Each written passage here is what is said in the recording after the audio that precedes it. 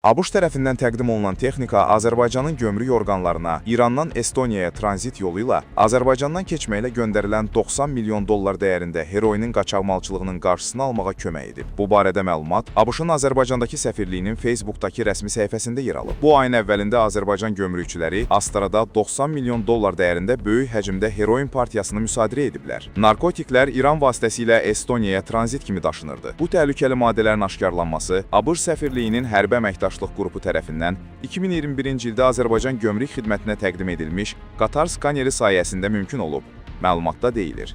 Diplomatik missiya həmçinin qeyd edib ki, Azərbaycanın həyata keçirdiyi əməliyyat narkotik qaçaqmalçılığına qarşı mübarizədə beynəlxalq və Azərbaycan-ABŞ əməkdaşlığının əsas rolunu bir daha nümayiş etdirir. Bu əməliyyat ABŞ və Azərbaycan arasında əməkdaşlığın hər iki ölkəyə fayda verdiyinin və Amerika, Azərbaycan, eləcə də bütün region üçün təhlükəsizliyin gücləndirilməsinə xidmət etdiyinin bariz nümunəsidir.